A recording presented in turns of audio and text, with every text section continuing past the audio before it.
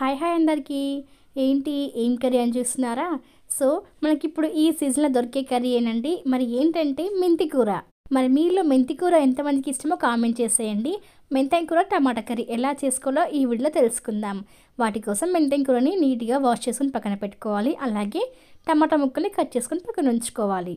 తర్వాత stove on చేసి కడాయి పెట్టుకొని కొద్దిగా ఆయిల్ వేసుకొని అందులోనే జీలకర్ర అలాగే మిరపకాయలని కూడా కొంచెం యాడ్ చేసుకోండి. మిరపకాయలు మంచిగా గోలగానే వాటిలోనే మనం ముందుగా మంచిగా వాష్ చేసి పెట్టుకున్నాం కదా మెంతెంకుని సన్నగా తరుక్కొని వాటర్ లేకుండా మంచిగా తీసేసి ఆయిల్లో మంచిగా ఫ్రై చేసుకోవాలి.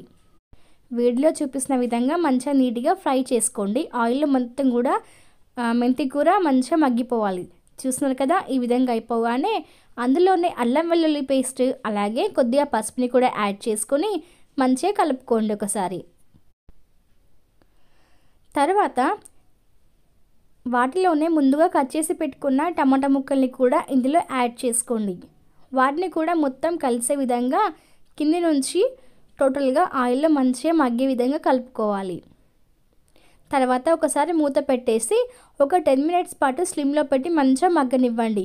చూస్తున్నారు కదా, టమాటా ముక్కలు మంచిగా మగ్గిపోయాయి. తర్వాత అందులోనే రుచికి సరిపడేంత ఉప్పు అలాగే కారాన్ని కూడా యాడ్ చేయండి. అలాగే ధనియా పౌడరు కొద్దిగా కొబ్బరి పౌడరు వీటిని కూడా వేసి మొత్తం కూడా టమాటా ముక్కలు మంచిగా కలుపుకోవాలి. ఈ విధంగా అన్నట్లయితే టమాటా ముక్కలు మంచిగా మగ్గిపోయి ఉంటాయి, ఉడుకుతాయి ఈజీగా. సో మంచిగా మగ్గిపోయే విధంగా ఉడికించుకోవాలి. ఒక 5 మినిట్స్ పాటు మూత పెట్టి ఉంచి తర్వాత తీసినట్లయితే ఎంతో టేస్టీగా ఉండే టమాటా మెంతెం కూర రెడీ అయిపోయినట్టే. సో ఈ సీజన్లో మీరు కూడా ఒకసారి ట్రై చేయండి.